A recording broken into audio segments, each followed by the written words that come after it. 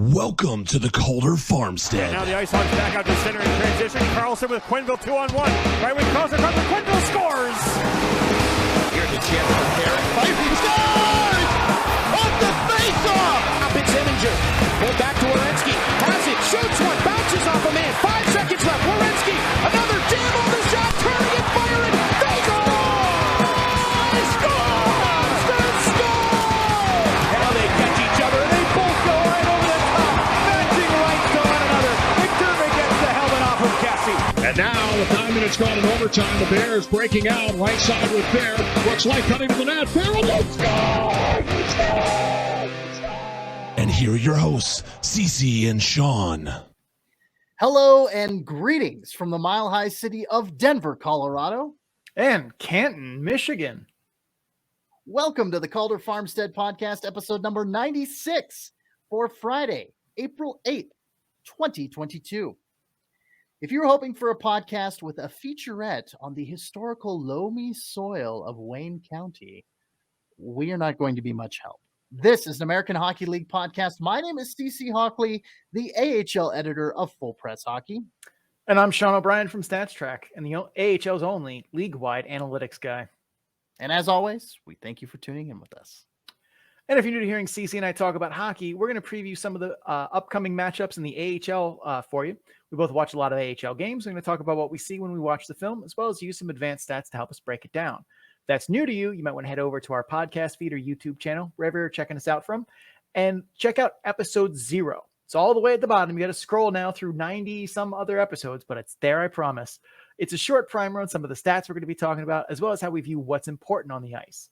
If you're new to some of the more advanced hockey stats terms like PDO or the point shares model, or newer hockey terms like controlled zone entries, go check that out. So you better be able to pick up what we're putting down.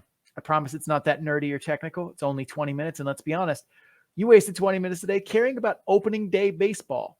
The baseball season runs from the week after hockey playoffs are over until hockey season starts again in October. That's a sports fact for you. But now you'll never get that time back. So next time, why not spend a little more time with us talking about hockey? Yes. And opening day for the Colorado Rockies is tomorrow. So that will be exciting for me anyway. But also, fun fact, baseball season for the Rockies doesn't even really start ever. Maybe 2025 it'll start. Possibly, change in ownership and everything. I am a little saddened by the fact that even all the way over there in Michigan, you still know that the Rockies are an abysmal franchise. But hey, that's been the case for a number of years. Let's talk hockey, shall we? We shall. Let's do it. Playoff probability updates. It is that time of the year. We've already started doing this in our episodes. We've got less than a month to go in the 2021-22 AHL regular season. So let's go over how teams are doing as a chosen few push to make the postseason. As per usual, we're going to start out east and hold on to your butts out in the Atlantic Division. Hartford, all but a lock to make the postseason at 99.4%. Just a handful of weeks ago, they've dipped down to 68.6% that they'll make the playoffs. Bridgeport also has dropped from last week's 77.1% down to 47.1%. Two teams trending up in the Atlantic are Wilkes-Barre, Scranton. They've reached 80.6% after coming in at 63.6% last week. And Hershey up to 92.8% from 83.6%. Lehigh Valley still very much on the outside, looking in at a paltry 11.1% chance to make the playoffs. Break it down for us, Shawnee. Are both Hartford and Bridgeport slipping out of the playoff race for good? I mean, they both can't slip out. Someone has to make it amongst them. One Connecticut-based team that made an ill-advised name change will get into the playoffs here. Which one looks a little bit like anyone's game at this point? I still believe it's Hartford because I've actually believed in their roster at points during the season and can squint and still see some of it there.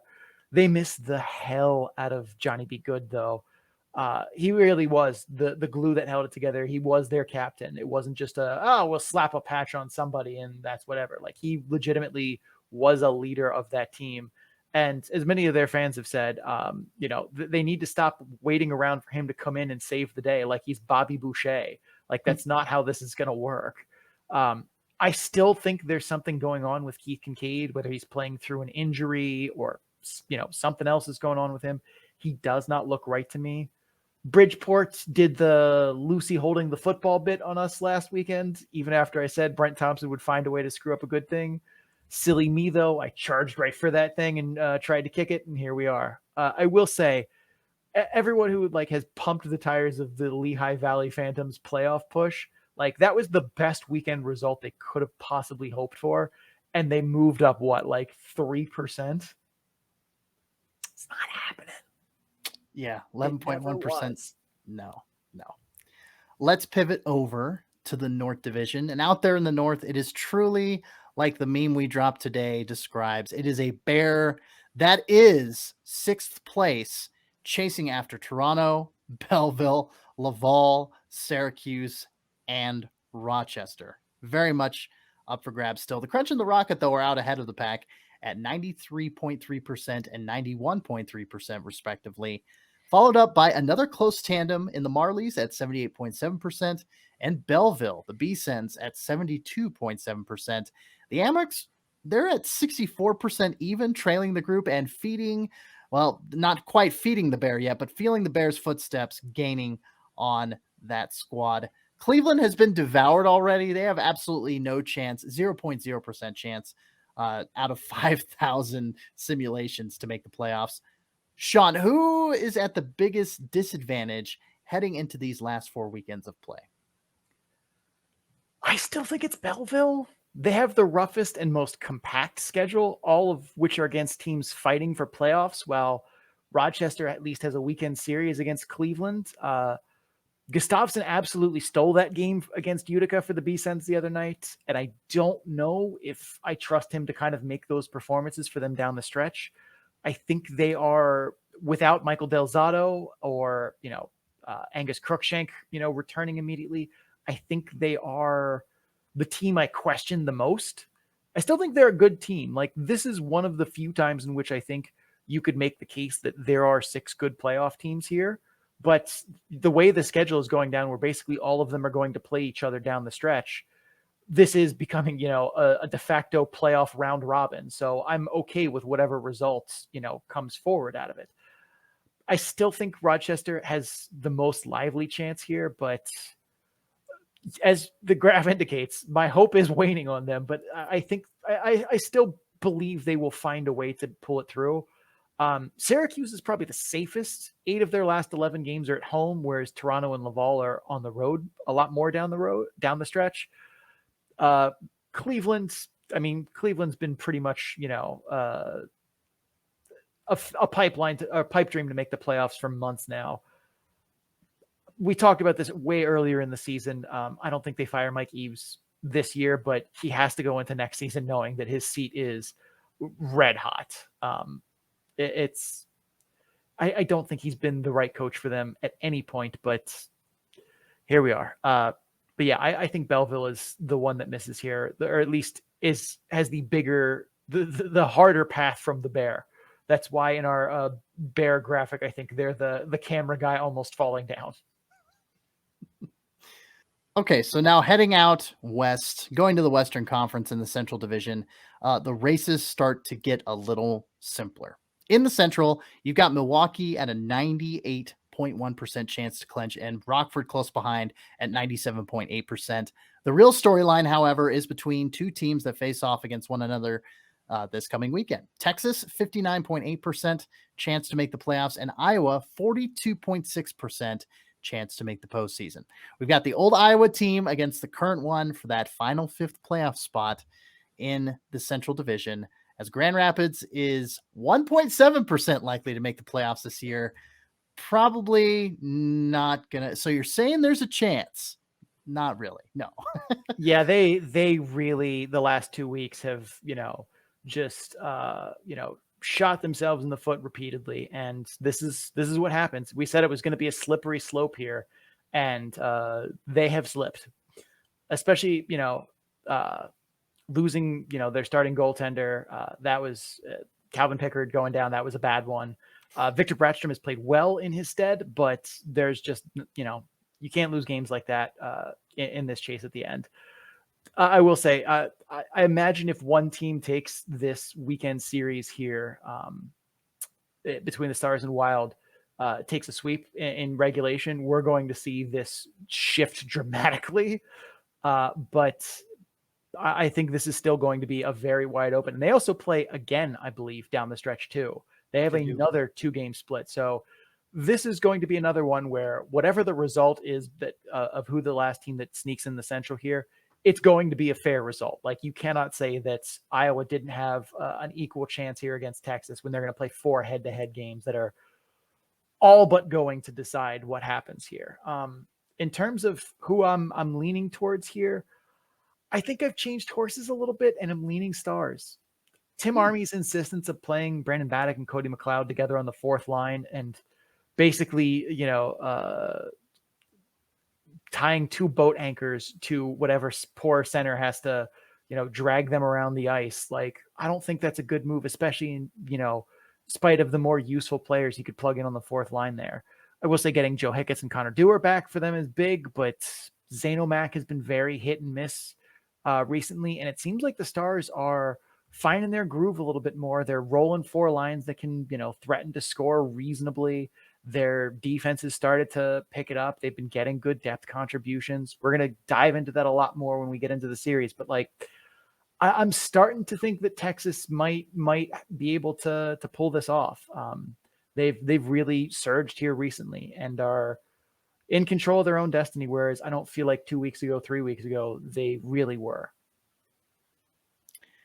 Last but not least, we'll head over to the Pacific Division. And like we mentioned last episode, Sean, the Wild Wild West that is the Pacific is looking very, very tame when it comes to the Calder Cup playoffs push, because both Tucson and San Jose simulated 5,000 times. They're both clocking in at a 0% chance to make the playoffs. And the 7 teams qualifying out of the Pacific, they're pretty much just jockeying for position at this point. Sean, any news of note coming out of the Best Coast playoff picture? Not really. This is more of a we said we'd cover all 4 divisions, and here is the coverage of that 4th one, because this is pretty much over. Like, it is basically just jockeying for position. It looks like Ontario is going to get its wish and get Henderson in the 1st round, which is probably the best case for them, given their roster problems with LA, taking up a lot of bodies. I think the Pacific Division is going to have the most interesting 1st round matchups compared to the others. A, there's more of them, so strength in, numbers. B, I think the teams are deeper. They play a little bit more of a faster style than, say, Rochester or Belleville or Hartford or Milwaukee or Hershey. So the games themselves should be a little more up-tempo, a little more entertaining brand of hockey. I think that plays a factor too. I'm looking forward to seeing, reinforcement infused San Diego tangle with a team. I think that will be a very entertaining series. I really am curious to see out of Abbotsford, Bakersfield, and Colorado, which one of those 3 emerges from the pack, because 2 of them are going to inevitably play each other. That's going to be a fun series. I think the Pacific is going to be the most compelling, at least in the 1st round. And then Stockton's going to come in the 2nd round and probably just murder everyone. Like, that will be the end of intrigue, because I think Stockton is at this point pretty head and shoulders better than everyone else in at least the Pacific. There are only a couple of teams I think can even hang with Stockton at this point. And because Stockton's played 0 of them, we're going to see some very interesting, feeling out processes, I think, when they end up playing the Central. So the playoff format, for those not familiar, just a quick rundown before we wrap it up and go to our first commercial break. But the 1st round is a best of 3 series, and pretty much every team in the Pacific, minus Stockton gets a 1st round bye. The 1, 2, and 3 seeds in the Central get a 1st round bye. The 1, 2, and 3 seeds in the North get a 1st round bye, and so do the 1 and 2 seeds in the Atlantic. Then you get your divisional semifinals and your divisional finals. Those are both best of 5 series. The only best of 7 are going to be the conference finals and the Calder Cup finals. So it looks like this. It does. Yes, it does. So if you're watching on YouTube, you see the chart. Thank you, Sean, for pulling that up as a nice visual aid and not just listening to me ramble on. So yeah, so the Pacific has 2 play 7, 3 play 6, 4 play 5 in the first round, and then they reseed and go on. So it looks like Ontario is going to play Henderson in that first round. And I think currently it's Bakersfield slated to match up against San Diego and then Abbotsford and Colorado, if I remember the standings correctly. But they're all so tightly packed at this point. I mean, San Diego is pretty much a lock for 6th. But yeah, that's the only interesting part is which one of Colorado, Abbotsford, and Bakersfield plays one of the others. And the other one's probably going to play San Diego. And those are all going to be very interesting series, I think. Whereas like in the North, it looks like it's going to be, like Belleville playing Rochester or like Rockford playing Belleville or some one of those combinations. And I think that's less compelling from an entertainment perspective. Like for those teams, that's good. For those fans, that's good. But I don't think that will be, from a neutral observer like we are, the most entertaining series to break down. Right. All right. Well, we're going to take that first commercial break that I was alluding to here just a moment ago. And after the break, we'll get to Wilkes-Barre Scranton. If you're just here for the playoff probability updates, we wish you'd stick around, but we do appreciate you stopping by. Don't forget to subscribe wherever you're listening to us from so you can get episodes in a timely fashion. Also, check us out on social media. Links to our social media and more can be found at our Linktree page at linktr.ee/the Calder Farmstead. Go check it out. Memes, different memes on every platform. We try to entertain the best we can. All right, we're going to take a quick little respite here, and we'll come right back with the baby pens. All right, let's cover our first weekend preview, and it's going to be the Wilkes-Barre Scranton Penguins, and it's not actually a series here. It's kind of surprising. They've only got one game on the weekend, and that's going to be Saturday at 7 p.m. at Syracuse against the Crunch. So let's get to it. The Penguins' power play continues to be abysmal. For a team that features the first unit with Nylander, Puustinen, O'Connor, Poulin, Ricola, and a second unit with Legare, Joseph, Chaput, Ranke, Hollander. You'd think they'd be better. Those are a lot of good names. They're dead last in the AHL in raw percentage at 14.6% and have the 30th ranked power play in terms of net power play percentage. The last 2 weeks haven't gone any better despite the Penguins finding more offense in general. I think they had a 9-2 win over the weekend. So yeah, that kind of puts some weight on the scale. But for the last 2 weeks, their power play is clicking at 13.3%. Those are numbers. What does the film tell us, Sean? Yeah, and that 9-2 game, I mean, they were scored, like they've had good offensive surges outside of that game. So it's not just that, but yeah, that does count for a fair amount. But yeah, given the personnel on their power play, it is a bit odd that they continue to strike out. A lot of youth for sure, but it's not like they're trotting out ECHLers on their PP2 unit or are playing guys, who don't have offensive upside, which other AHL teams have done. Martin Ferravari. But the one thing I will say is the problem is not the Penguins' zone entries on the power play. They typically use the double drop. They mix it up a little bit, but for the most part, that's what they use to gain the zone. And they rarely seem to have problems with it. They were pretty successful even in games against good forechecking teams like Lehigh Valley. They've managed to make their zone entries work.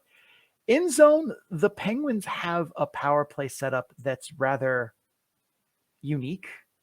I'm genuinely not sure if they're trying something innovative and failing, or if they're trying something stupid and succeeding. And I'm going to attempt to explain that the best that I can here. So most teams in professional hockey use in zone for the power play, the 1-3-1 formation. You've probably heard of it if you're a hockey fan right now. If you haven't, we're going to break it down a little bit for you here and explain the Penguins do use it a little bit. And then when they alter from it, what that looks like. So we're going on a bit of a deep dive here. Basically, most teams in professional hockey use the 1-3-1 formation. It's two forwards, the half wall by the face-off dots with a forward in the high slot that's known as the bumper, one forward at the top of the crease who kind of floats below the goal line when necessary, and then one defenseman at the top of the points. Occasionally, you'll see another defenseman in the mix, replacing a forward in the half wall, But in general, that's the 1-3-1 setup. It's named for the layers that you see. And if you're looking at our YouTube channel, you'll see that coming up right here. It looks like this. 1, 3, 1. 1 at the point, 2 at the side with 1 in the high slot for 3, 1 at the net front. The 1-3-1 is some basic strategy and some set plays. Setting up one-timers between the two forwards on the half wall, along the boards, ideally in east-west passes across Royal Road, but sometimes just on passes from defensemen at the point. You'll see one-timers with the bumper spot in the middle. They have set plays where a player on the wall will pass to the guy below the goal line. He'll redirect that pass to the bumper for a one-timer. I call that the Oshie play, as the Washington Capitals have used it to score goals with TJ Oshie for what feels like a decade now.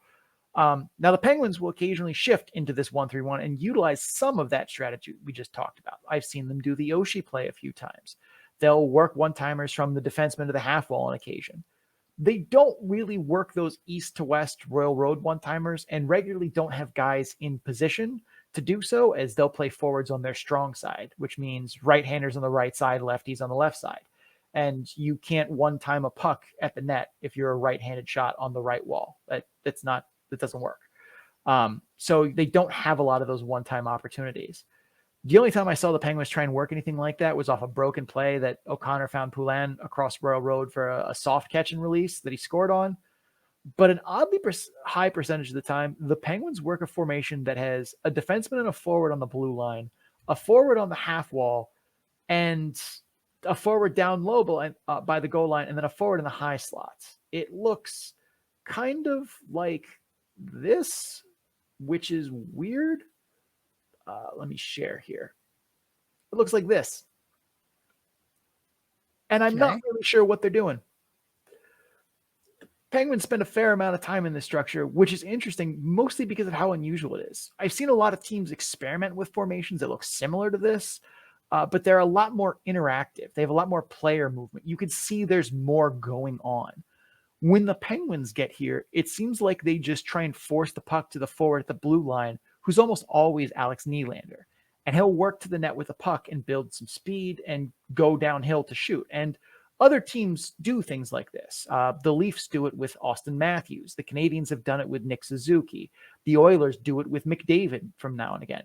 And while, yes, the obvious points, Alex Nylander is very much not those guys, they're successful with it because they have other options that they can pass to for dangerous chances. So basically, the goalie can't just sit and anchor and focus on the shooter. He has to worry about things that are happening away from the puck, because those are dangerous options for someone like Nylander to pass to.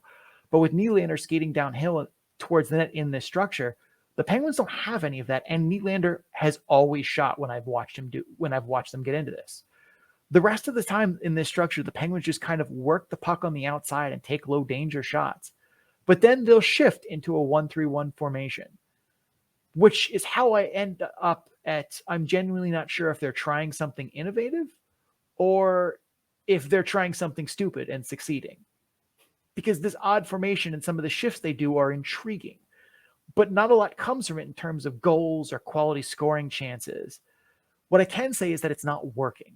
And the Wilkes-Barre Scranton Penguins should really figure out either what they're doing with this formation and incorporating some of those adjustments they need to make it effective, or they need to abandon it and embrace the 1-3-1 and use it how the Penguins in Pittsburgh do and a lot of other teams do, and work on those east to west Royal Road one-timers, more of that play into the inner slot and not just on the outside. Or if you're going to work the puck on the outside, puck movement that breaks the penalty kill down and collapses it so you have shooting lanes. That's what other teams do that are successful, and that's not what Wilkes-Barre Scranton is doing. And there are a lot of moments when I watch the film and I see their power play, and they look like they're trying something, but it's not working. Well, the Penguins, the Wilkes-Barre Scranton Penguins, they did pick up some guys from the college ranks recently. Colin Sawyer, Corey Andonovsky, Ty Glover, Clayton Phillips.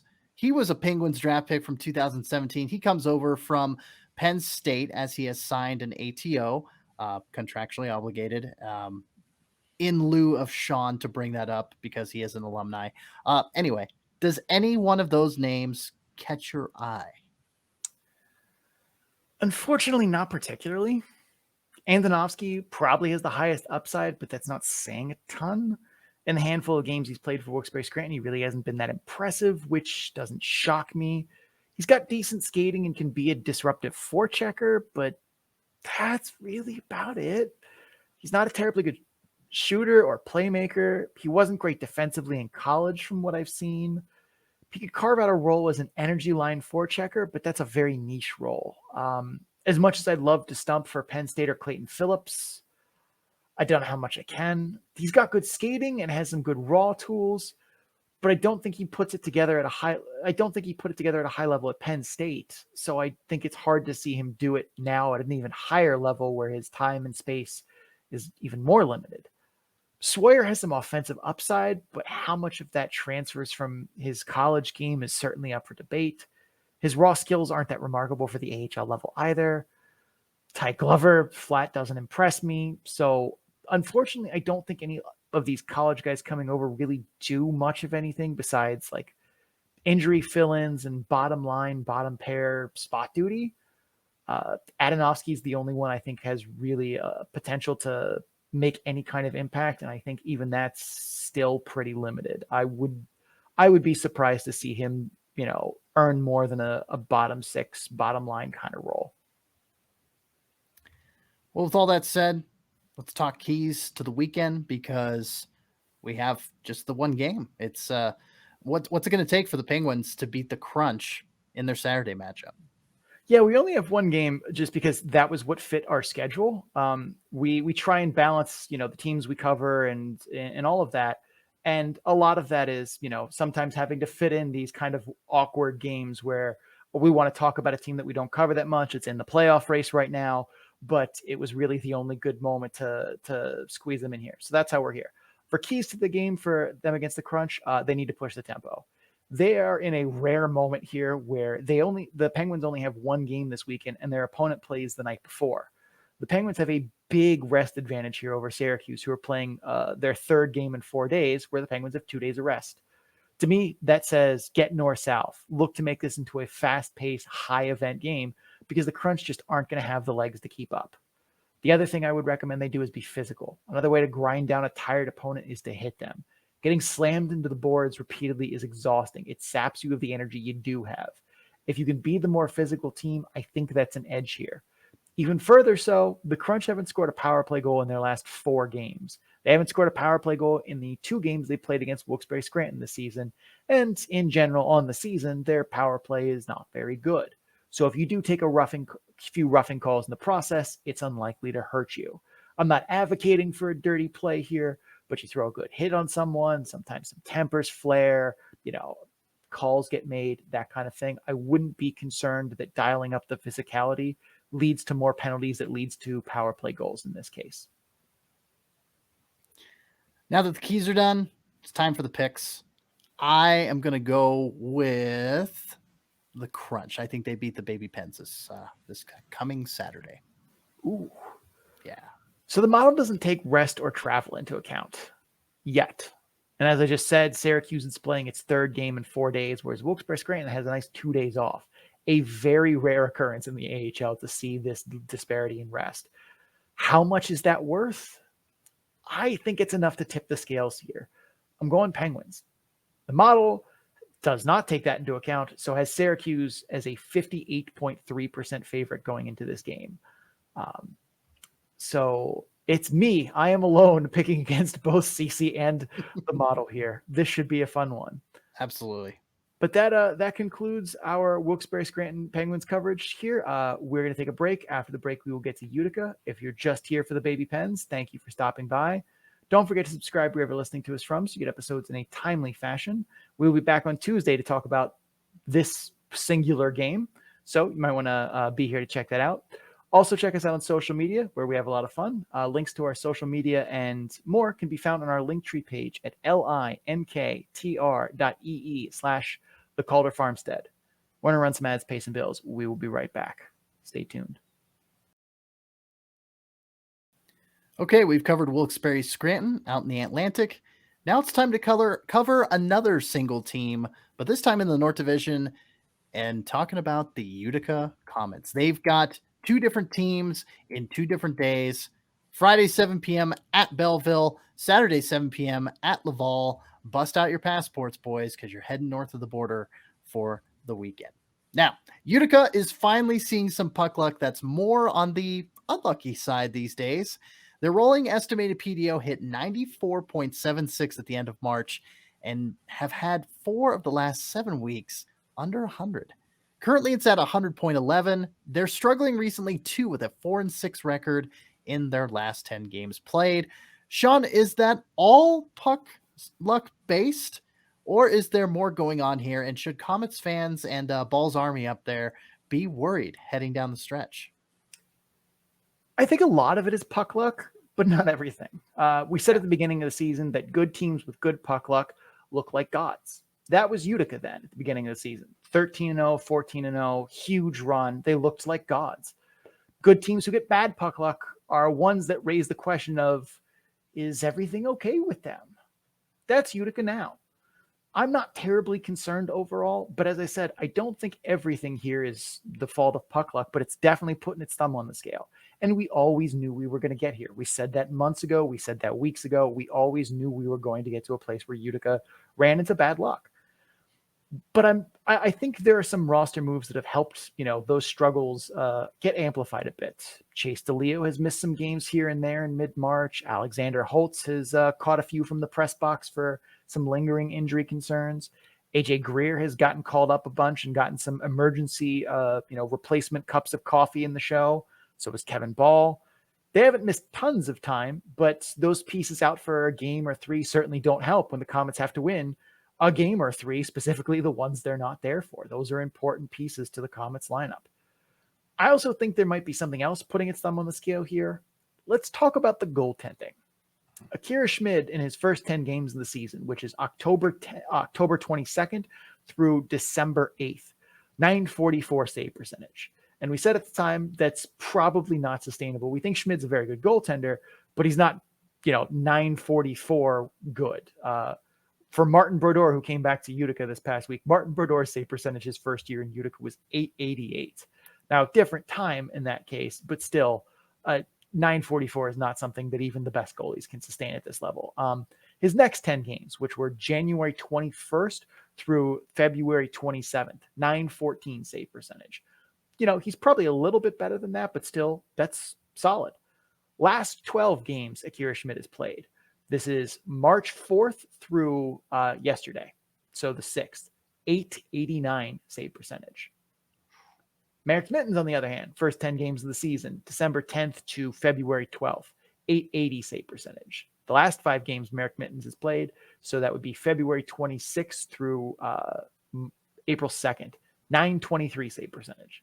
Yeah, I'm shocked by that too, but notice too, those time frames are getting narrower for Schmid each time. The first 10 games of the season were over, from late October to early December. The next 10 were late January to late February. The last 12 from early March to early April. Those are getting more games crammed into smaller spaces. He started 12 of the Comets' last 16 games, including 3 back-to-backs. In Schmid's last season in the USHL before he turned pro, he played 36 games in the regular season and 4 playoff games, so 40 total games. He's played 38 already this year between the Comets and Devils combined, and we have a month left in the season plus playoffs. The idea that he might start to be wearing down a bit isn't a tinfoil, conspiracy theory here. I'm sure if Kevin Dineen asked Schmid if he needed a break or, would like to maybe take a start off from a night, Schmid would say no, because, the idea of voluntarily surrendering your net like that just isn't done at this level. But we've talked about when guys like Mikhail Burden or Connor Ingram are playing too many minutes and it's clearly starting to wear them down. I expect them to want to start every game, but someone needs to be the adult in the room, and that's the head coach's job. Utica's playoff spot is locked. They're going to win the division no matter what. They're a 97.3% to win the Eastern Conference. They're a 1.3% to win the AHL's regular season title. The Comets are locked into their season finish, and there is pretty much nothing that can change that. They're not going to win the AHL regular season title. They're going to win the Eastern Conference and their division. Right now, This is all about playoff prep. And at the top of the list for playoff prep is making sure the roster is healthy and rested come May 1st. If I'm Kevin Dineen, I'm looking to give guys like Schmidt a lighter workload, give them maintenance days, and I'm saying the same thing for Riley Walsh, Gauthier, Foote, Russo, DeLeo, Holtz, Greer, Zetterlund, etc., etc., etc. I do not want those guys feeling like they're running on a quarter of a tank come playoffs when the next 3 weeks of games aren't really significant. Yes, you want them to go out there and play hard, obviously, but I also want them rested and fresh from when games matter. That's a balance as a coaching staff you have to work around, but it's a very doable one for you to achieve, and especially one who's been as dialed in as Kevin Dineen and his staff this entire season. If I'm the Utica right now, I'm not worried. I don't look at the results that heavily of the upcoming weeks because I want my team to be, resting guys for a game or two. But when they're in there, I want them to play hard, but the results at this point aren't important for the rest of the season. It's about playoff prep. It's about, seeing if we can mix and match lines to find some new chemistry or to find if these lineups will work. Because in the playoffs, if one of your important guys goes down, you need to know that you can plug other guys in on that line and make it work from a chemistry perspective and from a talent balance perspective. This is the time for you to be making those kind of mix and matches, seeing what you can play around with. These are those moments because, like I said, you're locked into the finish. You're going to win the division. You're probably going to win the Eastern Conference. You're not going to win the regular season title. The rest, use this as playoff prep. Use this as rest time, as experiment time. That's what Utica should be doing right now, and I wouldn't stare too closely at how they do down the stretch from a wins and losses perspective. Well, Sean, late March, early April, we are gearing up for the Calder Cup playoffs after not having them properly since 2019? Correct. So we're getting an influx of college kids coming in on ATOs. Nature is healing, and AHL is the AHL is getting back to normal. So Brian Howlinen is a new addition to the Comets, coming over as an undrafted college free agent from Michigan Tech. He has already scored in his second game with the Comets. But Sean, do you see him making an impact, or is he more likely to be like that grip of college youngsters that Wilkes-Barre Scranton recently signed? A grip, is that an official measurement or unit of measurement? I would say a grip. You've got 5 fingers. A grip, I would say, give or take 1. So 4 to 6 is a grip, in my opinion. Depends if you got an extra digit or you lost one. I feel like we're going to have to start removing our PG-13 filter if we keep going this on. So no, Howlinen is likely to have a bigger impact than the press box or occasional fourth line injury filter, which is what we talk about with Wilkes-Barre Scranton's guys. Howlinen's not a great skater, but he's not an awful one. At the AHL level, I expect him to fall somewhere near average. But what he is big and physical. He will 100% throw his body around. He's also a solid shooter, good release, able to adjust from bad passes to make good shots. Playmaking vision and his hockey IQ are there. They're pretty good, but the problem is his puck skills and timing aren't. You'll see flashes of brilliance from him when he's able to execute the passes to the plays that he sees. He's good at seeing the play. He's not good at necessarily getting the puck to that play or through that lane that he sees. But those don't happen as consistently, those big flashes, because he lacks the fine touch to kind of put those plays together. Still, there's enough here to see him making an impact. I still think it's likely there are going to be adjustment periods as the NCAA game does not move at the same speed as the AHL game. And as we've said before, it's not the AHL to NHL transition that trips guys up. It's the college and juniors to the AHL game that gets them. That's the big hurdle they have to jump in terms of speed and preparation and being a professional. From the AHL to the NHL, it's not as big a jump as from college and juniors to the AHL. So I expect that we'll see some speed bumps from him and a lot of the other college free agents that we're going to talk about today. But should he be able to develop more of the timing and fine tune his puck skills, I think he has a potential to be a solid impact player at the AHL level for the Comets down the line. Right now, though, I think he's middle to bottom 6, especially in a Comets lineup that's pretty solid top to bottom when everyone's there. If he were in Tucson, he's probably a first liner. Well, with all that said, let's tackle the keys to the weekend. against Belleville and against Laval, both for Utica. Let me pull these out real quick. Oh, keys sound effect. There you go. Sean, go ahead. All right. Against Belleville, Utica needs to trust the coaching staff. Fun fact, Utica is undefeated in subsequent games when they lost the previous game to the same team. So if they played a back-to-back against, a weekend series against someone or a midweek series against someone, and they lost that first game, they have never lost that second game against the same team. Not this season. So I blame the Utica coaching staff for that. That is making good adjustments, finding where the previous game went wrong, plugging holes, and finding errors in the other team to exploit. That is this coaching staff to a T.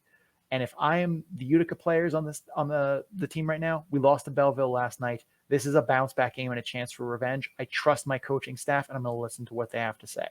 Second thing, and probably an adjustment that they are making, is they need to execute better in the defensive zone.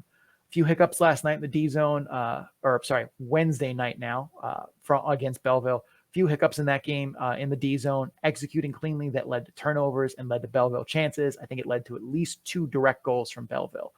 When it comes to fielding pucks off the wall, making good, quick decisions on those, looking for those first breakout passes, cleanliness is next to godliness. That's the level you want to execute at.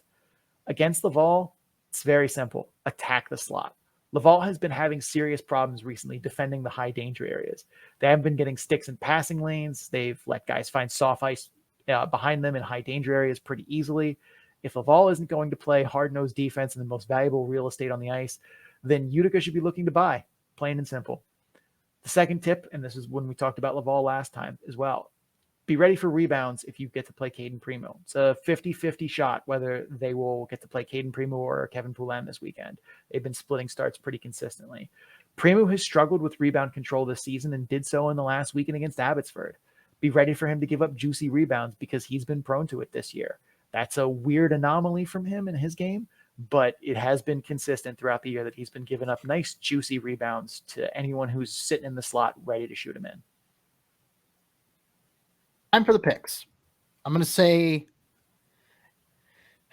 say Utica goes back and forth. They do win on Friday, like you alluded to with Belleville and bouncing back from those losses. And then they're going to beat the Rocket the Rocket's going to beat them on Saturday. So Utica on Friday, Laval on Saturday. Got it straight. I just want to say for the record that I don't want to do this, okay, but I'm taking a Comet sweep here. I think they get revenge for Wednesday's game on Friday. And us covering the game in Laval has been a plague on Laval for whatever reason. We are like a hex on French Canada, apparently. Literally, we've covered 8 Laval games this season. They are 1-7 in those games. So I think that goes to 1-8. The Comets take both. The model is not on the Comets side. It has Belleville on Friday as the favorite, a 51.9% favorite. So tiny, tiny favorite. Laval on Saturday at home, a much bigger favorite, 55.3. So Comets fans, it's not my fault. I just program it. But we are going to take a break here. After the break, we are going to go to the Western Conference and the Central Division for a heavily playoff implicated showdown between Iowa and Texas. If you're just here for Utica, thank you for stopping by. Don't forget to subscribe wherever you're listening to us from so you get episodes in a timely fashion. Also, check us out on social media. Links to our social media and more can be found on our Linktree page at linktr.ee/the Calder Farmstead. We're going to pay some bills, run some ads. We'll be right back. Stay tuned. All right, it's time to venture out to the Western Conference, and we're going to cover the Central Division first.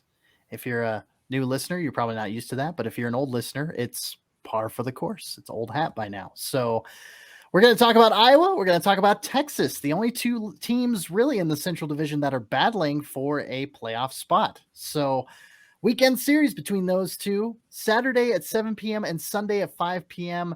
at the HEB Center in Cedar Park, Texas. So everything's bigger in Texas, Sean, including the playoff pushes. You created the playoff probability graphs on March 16th. Texas had a 20.3% chance of making the playoffs at that point, which was 3rd out of 3 teams fighting for that last spot. The other 2 being the Griffins and the Wild. You fast forward to today, and they're currently in the driver's seat with a 59.8% probability of making the postseason and staring down a critical weekend series against the Iowa Wild. Shawnee, what has changed on the ice for the Texas Variety Stars in that time? I mean, you've really started to see them get big contributions up and down the roster. I mean, don't get me wrong. Anthony Lewis, L'Esperance, Delandria, Damiani, and McKenzie are still really driving the bus on offense, but they're getting more depth guys to chip in and add a second layer of offensive capability. So when one of the big four there, four, I can count. One of the big four there doesn't, put the puck in the net that night. They're not, left out in the cold. The defense is also starting to find its way on the scoring sheet too. Ben Gleason's been doing it all year, but we're starting to see, some more offense from guys like Alexander Petrovic. He's, been someone who struggled through most of the early parts of the season, but he's found more success recently. Joe Saccone as well. I mean, case in point, in the last 6 games, they have 21 goals from 14 different goal scorers. That's not something you saw earlier in the season when it felt like when the top 6 didn't carry them, they weren't going anywhere.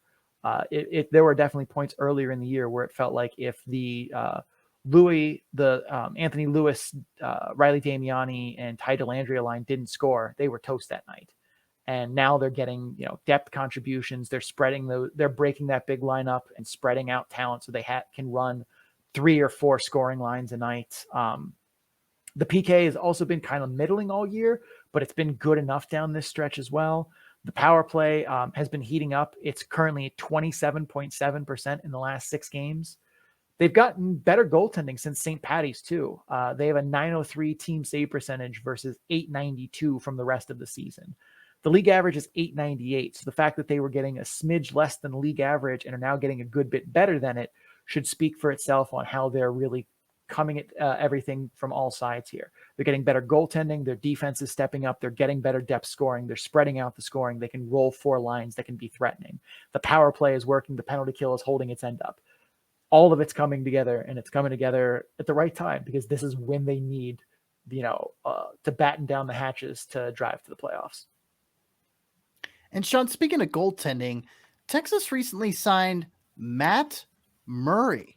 And no, not that Matt Murray from the Penguins' glory days. Sorry to harsh your mellow there, Sean. But this Matt Murray was the goalie for UMass this past season. He was pretty consistent in his 121-game NCAA career.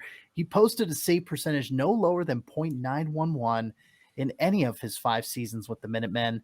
Given the up and down nature of, Adam Scheel, Matt Jerusik, and, the goaltending in general, what can Stars fans expect from the much younger Matt Murray from UMass? I just want to point out the Penguins' glory days haven't ended, CC. So you watch your tone there. But for this Matt Murray, he's an interesting goalie. And Texas Stars goalie coach Ryan Daniels certainly has his work cut out for him. And that's not to say that Murray isn't a good goalie. Goalie coaches will tell you they'll always rather have someone with good raw athleticism and instincts that lacks technique, because technique is easier to teach than hand speed or reflexes. And that's what Daniels is going to get in Matt Murray. He's not the biggest goalie, but he has the athleticism of a much smaller goalie. He's got the explosiveness to get post to post and make those flashy stops you see on highlight reels. And he has the reflexes to glove down shots from dangerous players. He tracks the puck pretty well too, but his biggest flaw is in his technique and his control. He'll overcommit at times and get too far out of his crease where good puck movement can lead to an empty net behind him. He's also prone to getting locked onto shooters on rush chances where they'll look across, to make a pass. Like if they're on a 2-on-1 or even a 2-on-2, they'll look to make the pass and then shoot.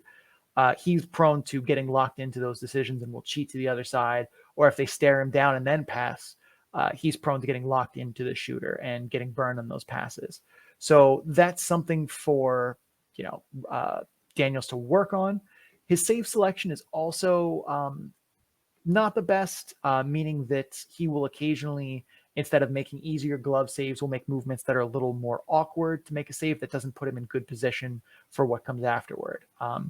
He's also has some problems doing his due diligence and sealing posts, which, that's something that can be fixed by a good goalie coach. Still, his athleticism and his reaction time leave him with a solid base to be molded by the Stars staff here. And like many athletic goalies, I expect on the nights that he's on, he'll look very good and make, Sports Center highlight reels. When he's off, though, look out. Let's jump on over to Iowa. The Wild, the AHL Wild, rather, coming off a nice Pacific Division road trip that saw him take 6 of 8 points and put a sound beating on the Tucson Roadrunners, the whipping boy of the Pacific Division these days. Did we learn anything about the Wild on this trip, Sean? Honestly, not really. They took care of business against what is mostly an ECHL team in Tucson, which is what they're supposed to do. As a team pushing for playoffs, matching up with one that is essentially just trying to run out the clock here. Should those have been like close, hard-fought 2-1 games, I think we would have learned something bad about Iowa. But the fact that they blew out a bad team really doesn't tell me that much other than they're doing what they're supposed to do. Like, that's a good thing, but I also don't think I learned anything from watching those. They got into penalty trouble against the Gulls power play that's been finding its groove, and that sank them. The Wild are prone to shooting themselves in the foot with bad penalties, so that didn't really tell me anything. Their penalty kill is usually able to bail them out of it, but in this instance, it couldn't. I still don't think I learned anything from that. They did win a closely battled game in San Diego where they played well defensively and were able to grind out 2 points. But I feel like I knew that was a style they were capable of and one that I think really suits, the roster that they have right now. So I didn't learn anything from that. All in all, I think the Wild kind of are who they are at this point. They're a team that's tight checking and physical, and on occasion gets itself into penalty trouble. Usually with their penalty kill, good results happen. Occasionally bad results happen.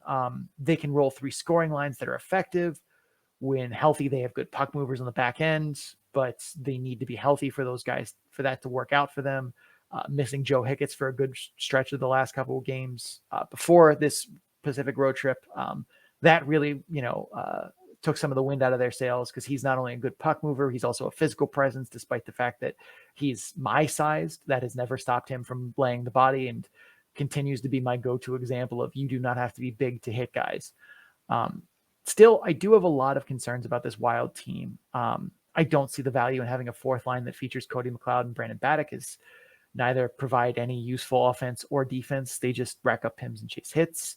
I'm concerned about their bottom pair with Mermis and Ottenbreit. I don't think either are terribly good defenders, and they lose a lot of puck battles at the net front and along the boards, more so than I think they should. And yes, you can get by with that in the regular season, but if they want to do more than just make the playoffs, that's something that concerns me, because coaches are going to find that pairing on the ice with their top line. That's the nature of the playoffs. Coaches are a lot more dialed into individual matchups and, game planning when they have an entire season's worth of work is going to be flushed down the drain by one, 4-game series or 3-game series of the team. They're much more focused on details like that, of exploiting any matchup they can. The fact that the Wild kind of have to put those guys on the ice and that they haven't been great in their own zone is concerning. Zayn McIntyre can hold the fort down most nights, but he seems like he's been prone to bad rebounds recently, which have helped sink the Wild ship in more than one game. Overall, I like this team, and I think with some tweaks and a spot of puck luck, they can go places in the Central Division, but they seem unlikely to be a team that upsets someone like Chicago, and I think that caps any hope that I have for them. So, I think they're a team that, should they, end up winning this playoff spot in the end, that they can make it through, that first round, maybe through the divisional round. But unlike when they were, the team to beat earlier in the season, when we were talking about them as a Calder Cup, possible Calder Cup contender, I don't think that team and this team are the same team anymore. And they didn't get reinforcements from Minnesota papered down to them in Matthew Boldy or a couple other guys that would have been useful to them. Should that have happened and we could have seen that Wild team take the ice, we have a different conversation here. But this is an Iowa team that I think is not going nowhere, but I think there is a ceiling to where my hope for this, the outcomes of this team leaves the station. Time for the keys. All right. So, keys to the weekend. How does Iowa win these 2 games? 1 or 2? How does Texas win 1 or 2 games this coming weekend? I think this weekend comes down to two factors for both sides. So kind of a which team does this thing better instead of what team needs to do an individual thing. Because I think both play opposing styles, and they're going to look to control two aspects that I think are going to be important. The first one is the Texas power play versus the Wild penalty kill. Texas is going to get power play opportunities. The Wild are not a disciplined team, so that's kind of a given. But they have a power play that's been good all season and is rolling right now. Iowa's penalty kill, as we said, has been solid all year. And if they can blank Texas's power play, that's a big advantage because Texas doesn't rely on its power play to score, but it certainly needs, contributions from the power play to keep the ball rolling. Number two is pace. Texas has been successful in using its speed through the neutral zone, creating rush chances. They have good team speed, and they're going to have a speed advantage top to bottom in this series. That's not to say that Iowa doesn't have guys that are fleet of foot. They do, but overall, they are not a fast team. Iowa is going to need to keep that in check and control the pace and tempo of this game. That's not to say Iowa can't win by playing high event hockey, but they don't have the team speed to keep up with Texas here and should look to keep a lid on the Stars' speedsters. Those are going to be the two big areas: who controls pace and tempo, and the Texas power play versus the Iowa penalty kill. If one of these teams can control both of those, I think they're going to be the one that wins the weekend. Time for the picks. Time to wrap it up.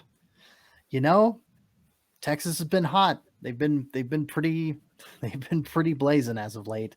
So I'm going to go with the Star sweep here. I think I picked every outcome possible in my head for this at one point or another in debating of who I want for this, because it's going to be razor thin, and it's going to be a playoff-like atmosphere. I'm going to take a split here. I'm going to bet on what I think is the best goaltender in this series, and I'm going to say that Zayn McIntyre wins his start for the Wild. If he starts both games, I think Texas wins the second one on Sunday. The model also, is pretty much on my side here. Iowa is a 51.2% favorite in both games here. A razor-thin margin, especially for a team on the road to be favored. This is going to be a very close game. I would be absolutely shocked if this was a game or a weekend that featured wins by more than 2 goals. Like empty net goals, what aside, like if a team wins by more than 1 plus empty net goals, that would be shocking to me. I think this is going to be a closely fought, scrappy 3-2 overtime kind of game. All righty then. All right. Well, that covers this playoff showdown here in the Central. We're going to take a break. After the break, we are going to get to Henderson and San Jose over on the West Coast, the best coast. If you're just here for Texas and Iowa, thank you for stopping by. Don't forget to subscribe wherever you're listening to us from so you get episodes in a timely fashion. Also, check us out on social media. Links to our social media can be found on our our social media and more can be found on our Linktree page at linktr.ee/the Calder Farmstead. We're going to run some ads, pay some bills. We will be right back. Stay tuned. All right, it's time to cover the last featured series of the episode, and we're going to head out to the Pacific Division, of course, and it's going to be Henderson, and it's going to be San Jose. The Silver Knights and the Barracuda weekend series, Saturday at 6 p.m. Pacific, Sunday at 1:15 p.m. Pacific. Nice little matinee there. But before we get started, this has been a long time coming. We have been trying to get him on the show. Our schedules just conflicted and we couldn't do it.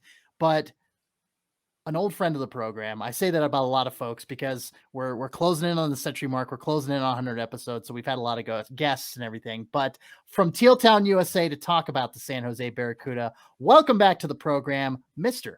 Kevin Lacy.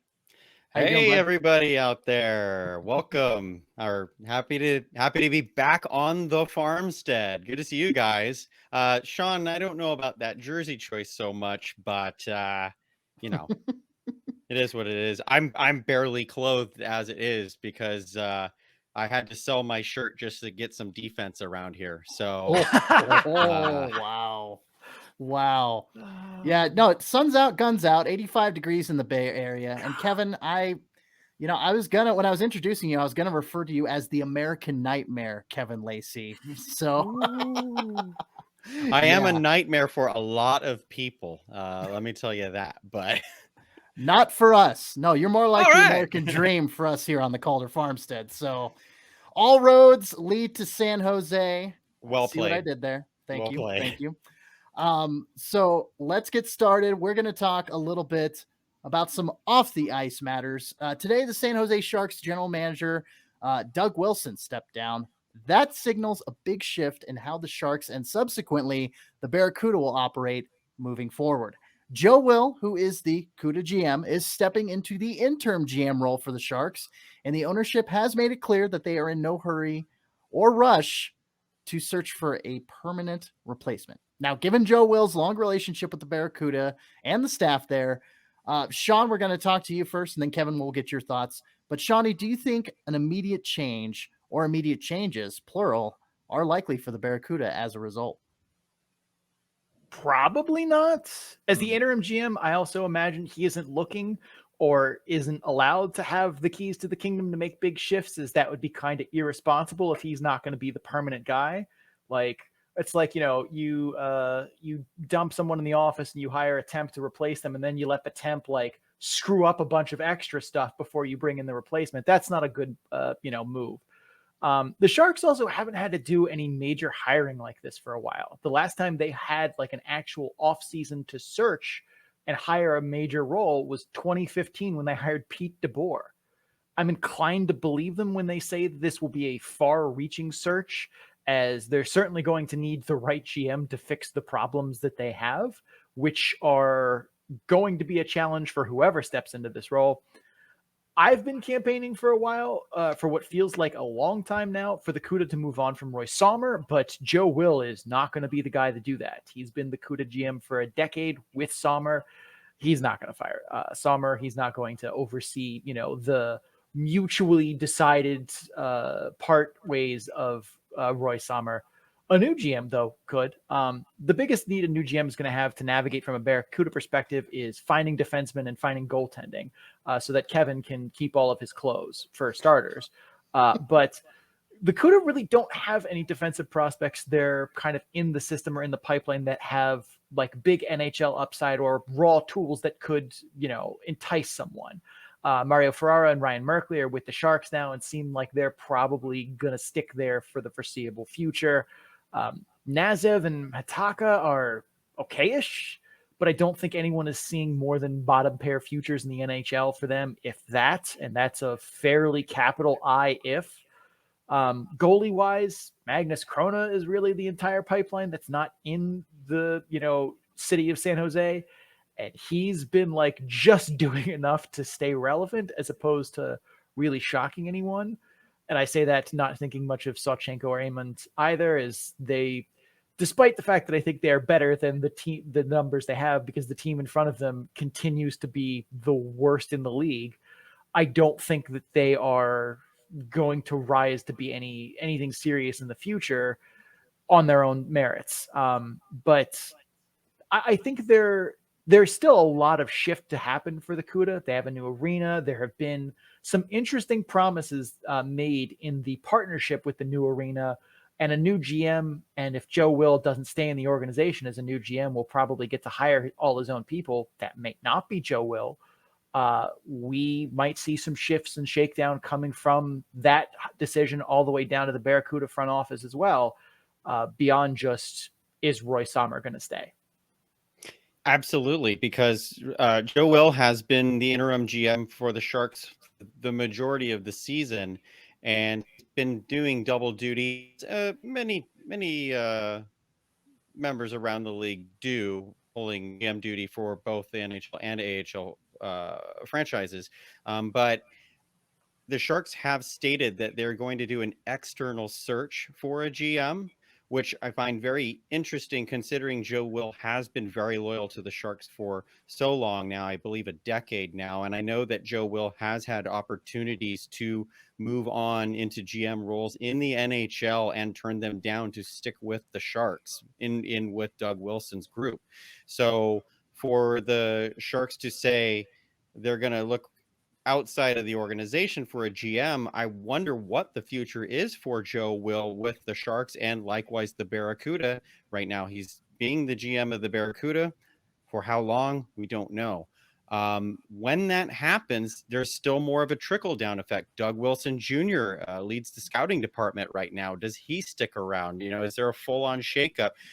Fans have been pining for new coaching staffs for both the Sharks and the Barracuda. And, usually when you get a GM, all those levels down all start moving out and they bring in new management, so to speak. So it is really interesting to see what direction the Sharks are going to go in. I think with the draft classes they've had the last couple of years, the Sharks are trying to rebuild, but maybe it's not so much a rebuild on the fly. Maybe it's a full-on rebuild. I don't know. We don't use the word, and when I say we, I mean officially, we don't use the word rebuild in San Jose. But on distinguished podcasts such as yourselves, use the word. But yeah, you mentioned, Sean, the pipeline. Offensively, we've got some players coming in next year. We'll see where players go, because I think Brodeur and Eklund probably line up with the Sharks. But Weisblatt and Gushchin and Co. Are probably all, and Robbins all probably get top 6 roles with the Barracuda and immediately bring some offensive flash that really Joachim Blichfeld's about the only one bringing on a semi-consistent basis. We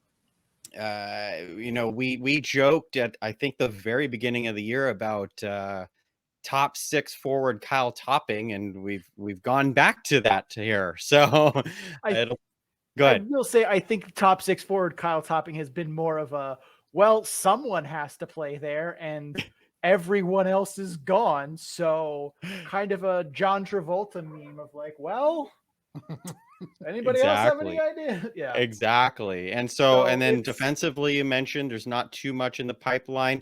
Knyaztsev has had a hugely disappointing season. He has been better lately, but then he rolled off a -3 and a -5 in back-to-back games. So it kind of just reverted back to old bad habits there. Look for him to hopefully have a big year too. But again, we still have to get through this season. I don't know what's going to happen.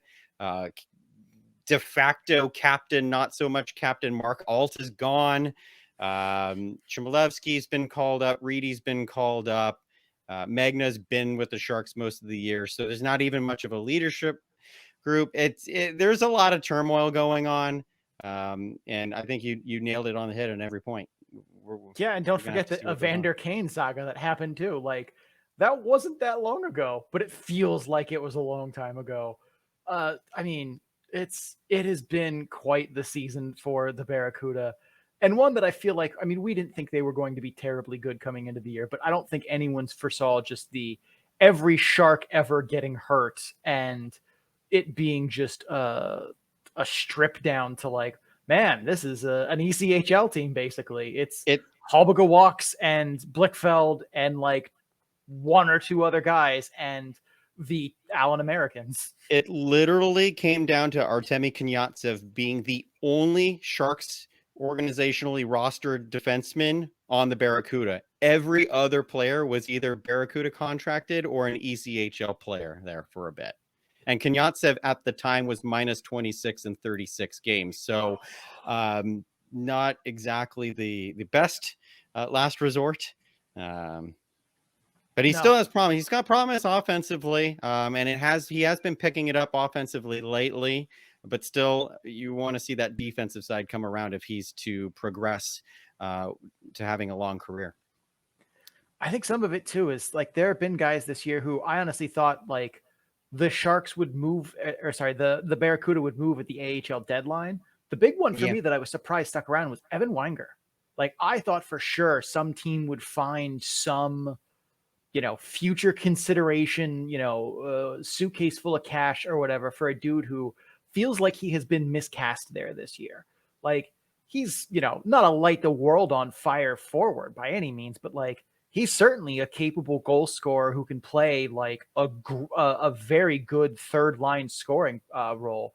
And there aren't enough third line scoring wingers in the AHL for a contending team to be like, nah, you know what? We'll just pass on that. like I understand. And when we were doing our fantasy GM at the deadline moves, he was one that like we tried to play matchmaker for, and we just couldn't find a return where we felt like San Jose wouldn't be basically just giving him away. And it was that was the problem, is we're like, okay, this makes sense for one side of it, and San Jose is getting like a guy, but is that a move that you make just to, do a good turn for Evan Weinger? Or is this just like well, who cares? It's one less thing we have to worry about next season. And that just, we couldn't find a good trade partner. But I'm surprised that the actual Barracuda couldn't, because we weren't allowed to make future consideration trades. Like that was not, because then it would just be easy. It's like, oh, I'll take your third best player for future considerations. Here's a Lamborghini that doesn't exist under the table. Like that was the one player I thought we would have seen move from them. I mean, I'm glad Mark Alt did. I thought that move for the Amerks was one of the most solid ones from the day.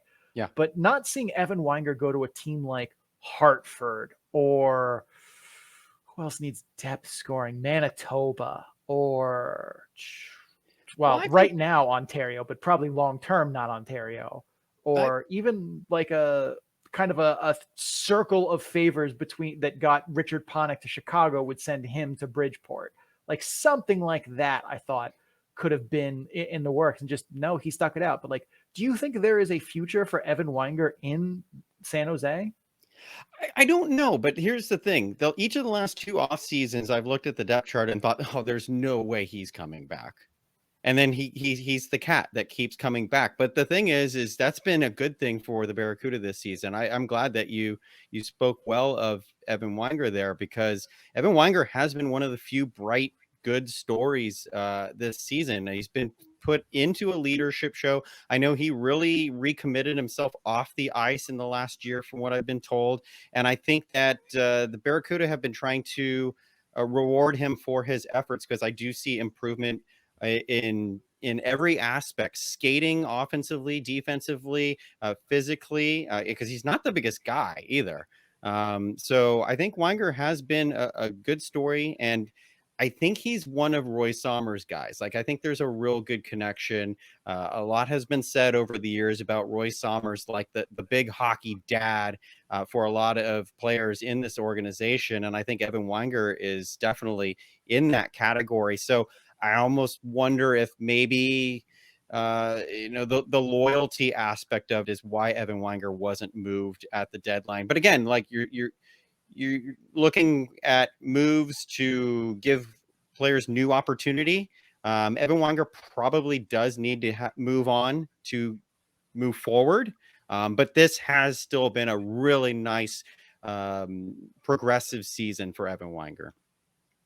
And I think you're going to see a lot of that in the off season for guys. It feels like there are a stockpile of guys that are kind of in Evan Weinger's spot, where it's like there is almost no way for him to move up the depth chart there, because he's not saying that he's like not good enough to succeed, but it's more of like from an organization priority. Like they want to play, the Adam Raskas and Ozzy Weisblatts and Gushkins of the world above him in the depth chart, and he's never going to be able to overcome kind of that. Look at Colin Blackwell.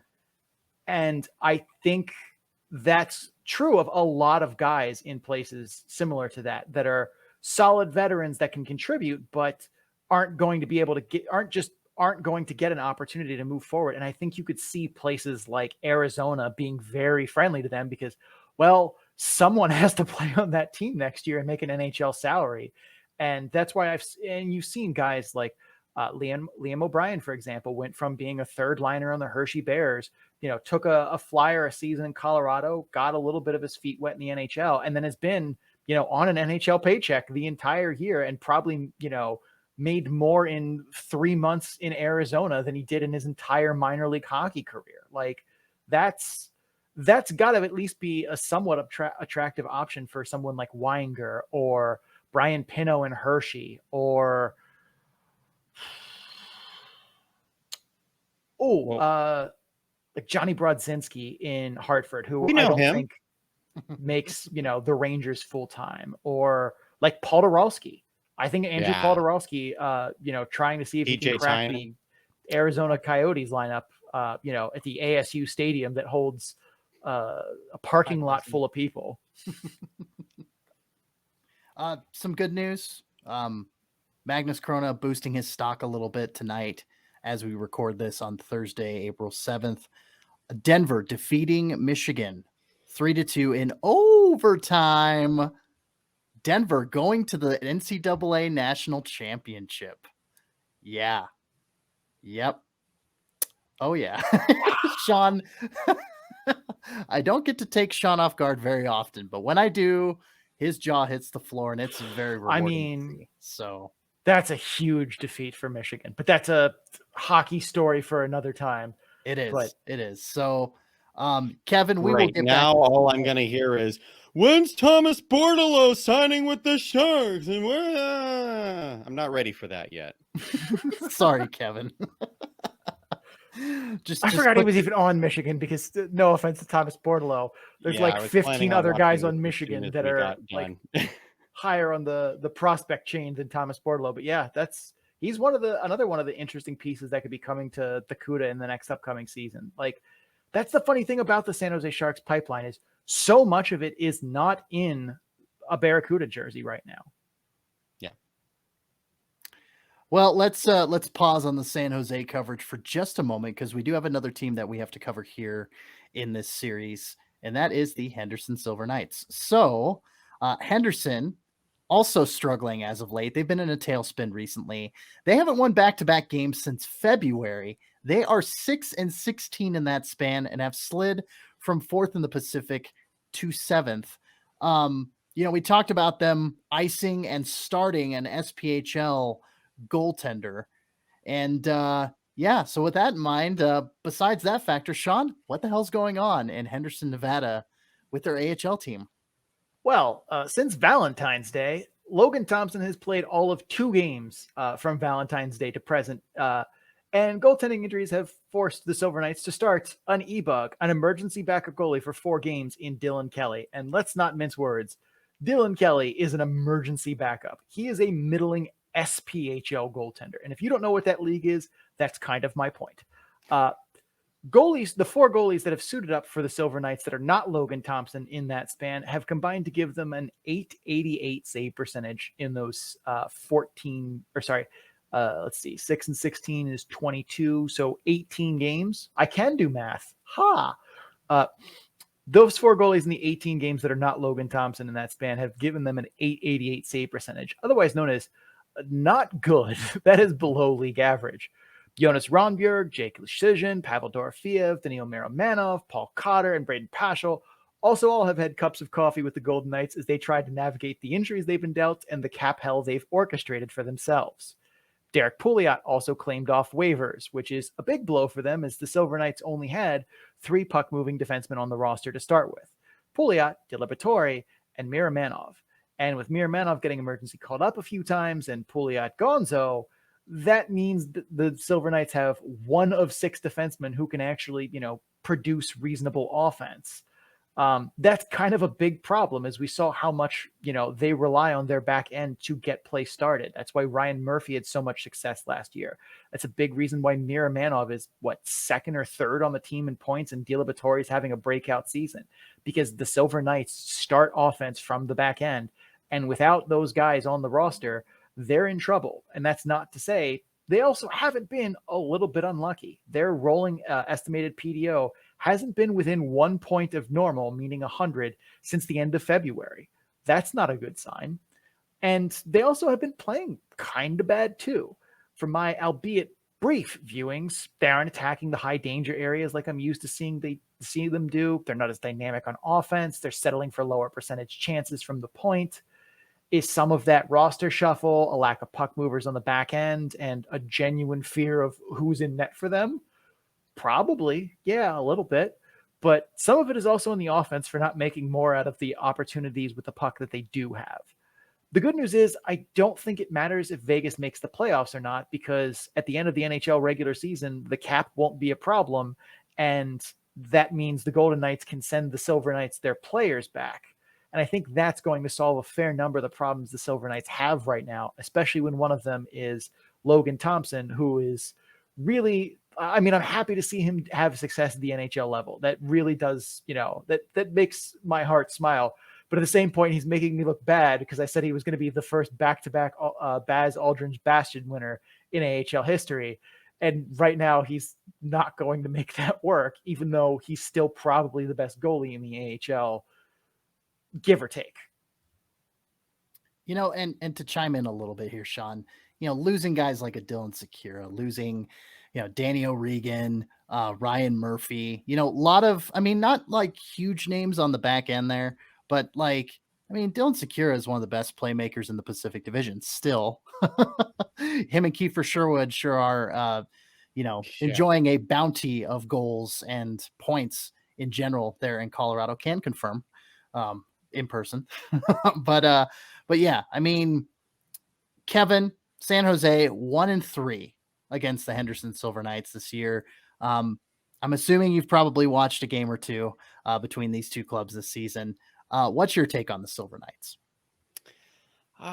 The Silver Knights, yeah, it felt like they've never quite felt fully complemented here, especially lately. The games I went to earlier this season, there were a lot of who's being dressed in, and by that I mean me saying, "Oh, I know that guy," but everyone else around me going, "Who? Matt Bodens? Who the heck is Lyndon McCallum?" Things like that. So they've had to rely a lot on players who were bottom six forwards last year for Henderson, now being projected. And obviously, part of progression and talent development is bringing players up from middle six or bottom six, like Lecision, like Paul Cotter, and elevating them and seeing what they can do in a top six role forward wise, and likewise defensively bottom four to top four there. But I think that Henderson's had a little too much of that this year. The goaltending, yeah, without Logan Thompson, it's pretty spotty. The only goalie that I can name off the top of my head is Yuri Patera, and last time I checked, I don't even know if he's in the AHL, but I know he hasn't had good numbers. So yeah, it's been a struggle and a downfall for Henderson, because just a few weeks ago, the Barracuda were starting to have some positivity around this team finally, before everyone either got called up or traded out again and just start right back to square -4.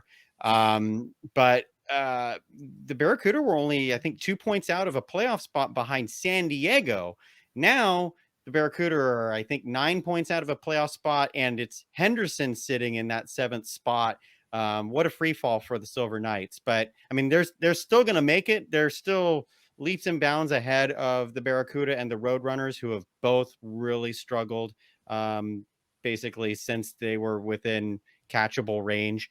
But yeah, it might be interesting hockey for some physicality and some getting some frustration out for both clubs. But yeah, I don't know. I don't know what's going on with the Silver Knights, though. I will say, though, Pavel Dorofeyev, though, in my viewings, has been absolutely fantastic, and he's I think he's got a good future with Vegas going forward. And he's going to lead the charge, a lot like how Joachim Blichfeld has had to lead the charge here in San Jose. The difference is Dorofeyev can hit the net. Oof. Yeah, we talked about Dorofeyev the last time we had him on the show, or last time we had the Nice. Silver Knights as a featured topic here. Nice. Henderson currently, according to the model, 94.3% chance to finish 7th in the Pacific Division. The model has basically eliminated San Jose and Tucson, as none of the 5,000 sims found a way to sneak them in the playoffs. So they're that simulator. That was pretty cool. I saw you tweeted about that. Oh yeah, that continues to be a labor of love, as it is. Like, it takes me about 45 minutes to update everything else every week. Sure. It takes me about an additional 90 just to update that. Nice. It's pretty cool, though. It's very cool, and I like it a lot. But at the same point, I need to find a way to make it more efficient, because I just don't have that kind of time. Yeah. Must be playoff season when our time is at a premium, and we're spending more time with our coverage and everything like that. And where's my finger here? I can't. There There we go. Playoffs. We've lost 8 in a row. We're just trying to win a game. Oh, well, hopefully that's a good segue into the keys of the weekend and what it'll take for San Jose to get a dub. So, Sean, start with the Silver Knights, go to San Jose, and of course, we will get the opinion of Mr. Kevin Lacy here momentarily. So, Shawnee, take it away. For the Silver Knights, they need to reset here. San Jose is a mess right now, and a good opportunity for them to reset and play a get-right weekend series here. The Silver Knights need to set the tone, set the pace early, and most importantly, play their game, attack the slot, get forechecking pressure, and for the love of God, do not take penalties. For San Jose, do the opposite of that. Whatever you have to do to get onto the power play, do it. Take a dive. Maybe instigate a little bit between the whistles. Call someone's mama ugly. Sneak the ref a couple bucks, under the table there. The power play is the only thing that works in San Jose. And it's amazing. Like, their power play is genuinely good. It's not like somehow it just goofs its way into that. Like, their power play is efficient and effective and surprising given how bad everything else works. But the only thing that works right now for San Jose is the power play. And if they're going to win, the power play is going to need runway to gallop. So whatever it takes to get on the power play for San Jose, do that. Kevin, your thoughts, bud? Oh, man. Well, I think goaltending is going to be a big story of this weekend here, because who knows what the Barracuda goaltending situation is going to be. Zach Amonde has been kind of shuttling between here in Orlando, but the last couple of times I've seen him, he's played pretty well until got to the shootout, and then I think he stopped 1 out of 9, technically 1 out of 9 with a three shots missing the net, which I don't count, but Zach Sawchenko has been dealing, I think, with an upper body injury, if I remember correctly, recently. So Alex Stalock has started 4 in a row. Alex Stalock, getting towards the end of his career, I think, here. So just, I think, happy to be out on the ice. And he's had spots where he's really shined, but the goals against, as you mentioned earlier, defensive woes just continue. So no goaltenders. I don't know if Logan Thompson, if he was here, would be able to help out as much. But on the Henderson side, though, again, I don't know which goalie's going to be there. Isaiah Seville did get assigned there, and I think he's got a decent future. So I'd venture to guess if Henderson splits the goaltending starts this weekend, San Jose might be able to get a win, squeak a win in there for the game that Seville is not playing. But if Seville starts both, that's going to make it that much harder, because it's going to be Blichfeld when he hits the net with his shot. It's going to be Hobgawaks and for the offense on our side. So yeah. Should be kind of rough and tumble, and I'm planning on going to Sunday's game for sure. The last game the Barracuda will ever wear their orange jerseys. So that'll be Sunday, and I'm going to try and go out to Saturday's game too. But yeah, it's going to be jerseys off the back game on Sunday, because there is another game on Wednesday at SAP Center, but Wednesday's game's the final Barracuda game at SAP Center, because the true home finale will be played at the Sharks practice rink, Sharks Ice at San Jose. So no more orange after Sunday. Well, I can spoil this a little bit at least.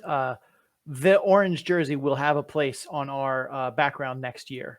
It will not be the current background that you see. We have a pretty big shuffle planned where I think half of all of the little pieces of flair, I guess you could call them, around the outline there are going to change, and they're going to move, and it's going to be wild. But one of them that will stay is a tribute to the orange jersey for San Jose. Michael Brodzinski's orange jersey down there. Oh yeah, and if it turns out that they're done for good, we will make sure we continue to honor that orange jersey, because it's fire, as the kids say. Thank you. I agree. Sean, if you want to put in 37 pieces of flair here, why don't you make 37 pieces the minimum? Sorry, Office Space quote there. I knew that. Like as soon as I said flair, I'm like, he's gonna make it. I'm going to take the Office Space reference and run with it. So, all right, well, it's time for our picks. And Kevin, you being our guest, will go first. And you kind of alluded, you think the Barracuda might take a game this weekend? I think so. I think they're going to at least get a point. If it ends up being both losses for San Jose, both wins for Henderson, I think at least one will get to overtime. I don't. Zach Amon aside, I don't put a whole lot of faith in us doing well in shootout. So hopefully it would be an overtime win for the Barracuda. I think officially I'll go on record and say Henderson wins on Saturday and the Barracuda win in overtime on Sunday. All right, Kevin, I would accuse you of reading my notes, but we didn't give you the outline link ahead of time. So the Barracuda with an overtime win on Sunday. I am recording this for posterity. Don't mind me. But yeah, I said Henderson needs a get right game. And I said that the Silver Knights were going to take Saturday and the Barracuda were going to take Sunday as well. And last but not least from the human pickers anyway, Sean. In Star Wars fashion, I don't have a good feeling about this, but I'm taking the Knights to sweep. I say that with a question mark at the end. I don't feel good about that pick. I have that feeling that even though I think they're the better team, that they somehow stub their toe in one of the games or get into penalty trouble, and the Barracuda go, 4 for 7 on the power play or something. Yeah. Like that. I was even thinking it might be one of those weird weekends where Isaias of Seville gets yanked in a game because all of a sudden he becomes leaky, and then whoever's backing up the net, steals a win away, kind of thing. Like I think we're going to see some weird, inexplainable hockey this weekend between these two teams. I will say I fully expect Sunday to be ugly, and not like physically ugly. I mean like just slow and sloppy. Those like 7 p.m. games to 4 p.m. Sunday turnover, or Sunday 1:15 p.m. 1:15, yeah. That has all of the markings of a like 2-1 uggo of a game. But here we are. The model, I'm going to have a good time. This is the other thing too, is I'm hesitant to pick, is I am picking the complete opposite direction of the model. The model has San Jose as a favorite, 51.8% for both games, which I honestly thought was wrong. I had to go back and make sure that wasn't like I accidentally put someone in the lineup that wasn't supposed to be there, or wasn't like San Jose is the favorite by a tiny margin, but still a margin.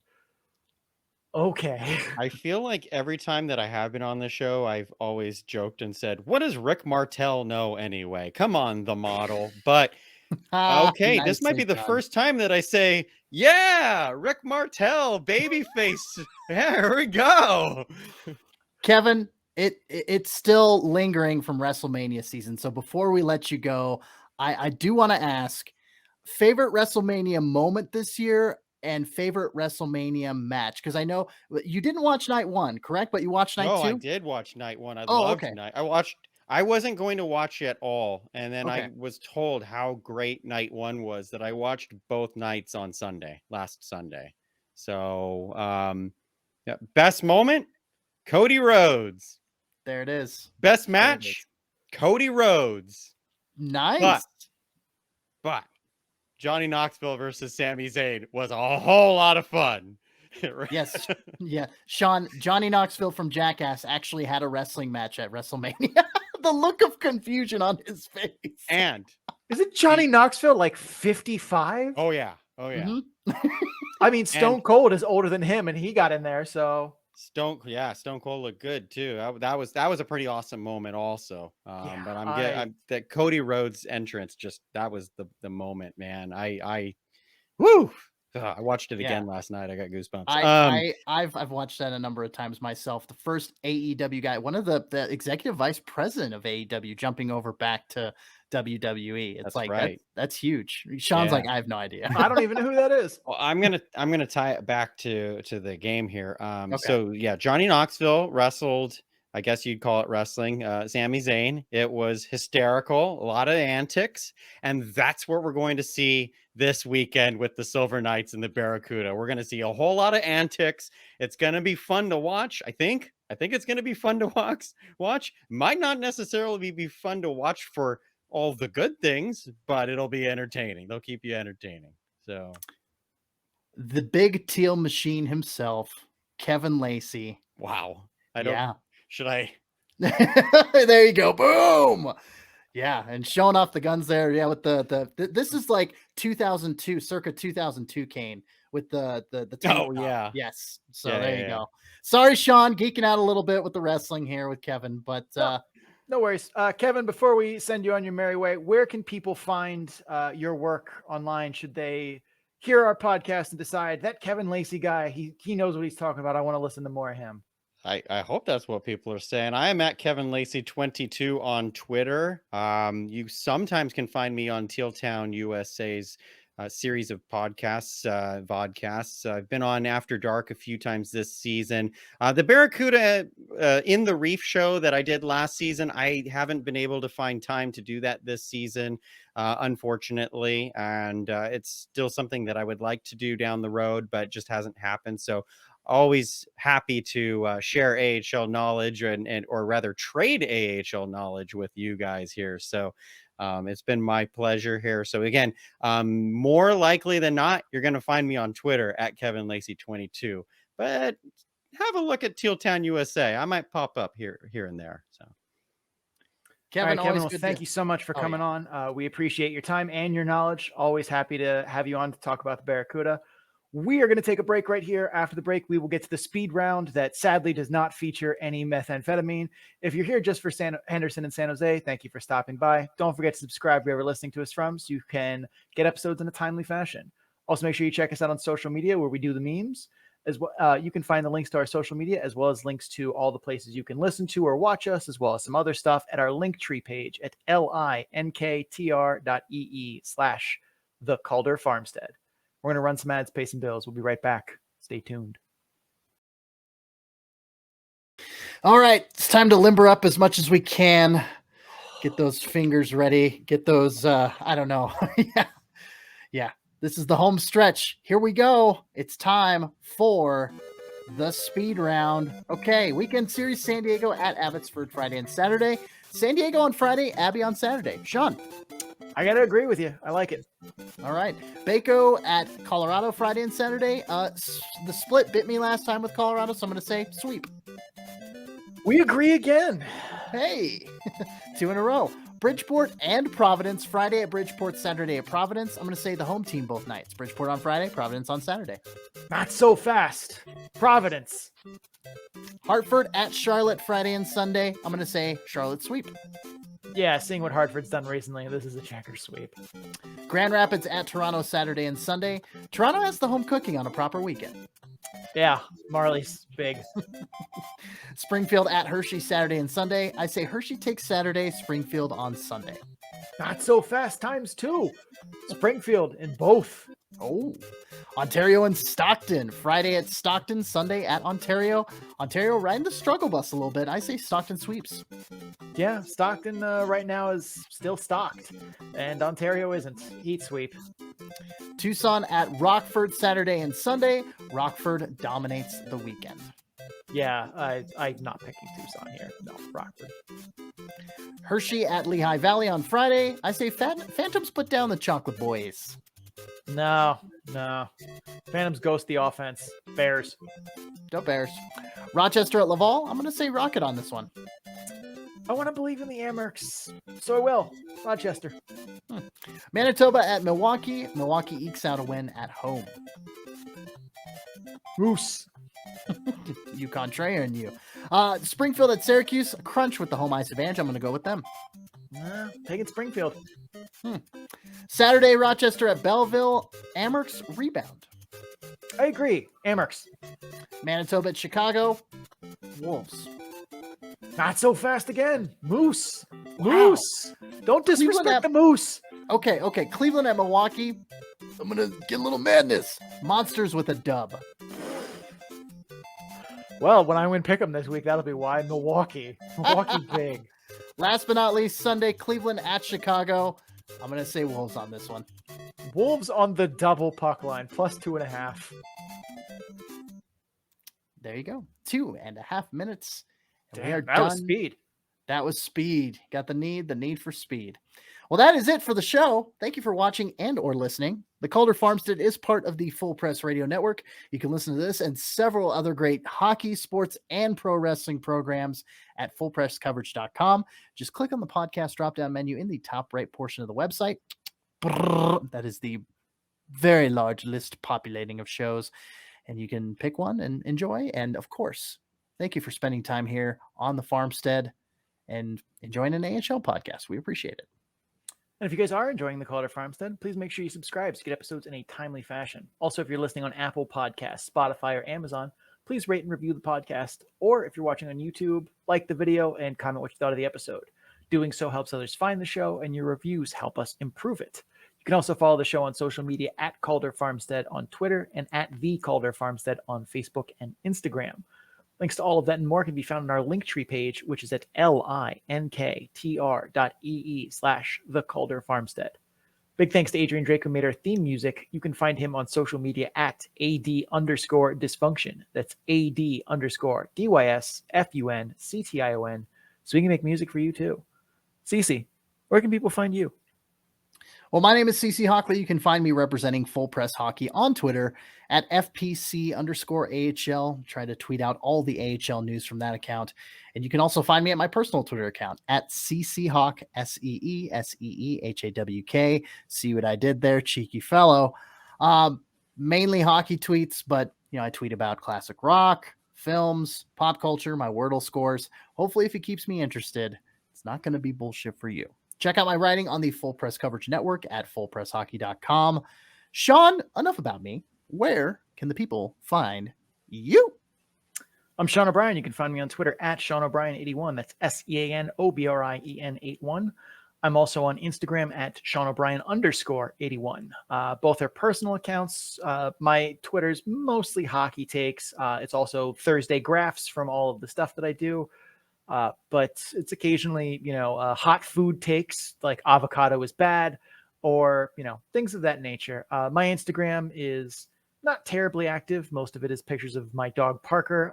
My Instagram stories, though, are the jersey of the day because I get to wear hockey jerseys to work every day, and I have way too many of them. It's a collection that is ever growing. Don't tell my wife.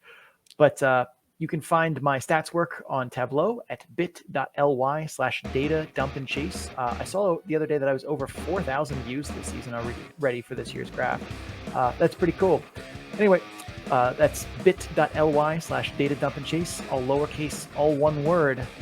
Cece, it's late. I have to be up early. Please, for the love of God, take us home. As always, gladly. That will do it for episode number 96 of the Calder Farmstead AHL podcast. For Sean O'Brien, I'm CC Hockley. Again, looking to the horizon at the century mark in episode number 100. We'll get to it by the end of the month. Don't you worry. But until then, keep your stick on the ice.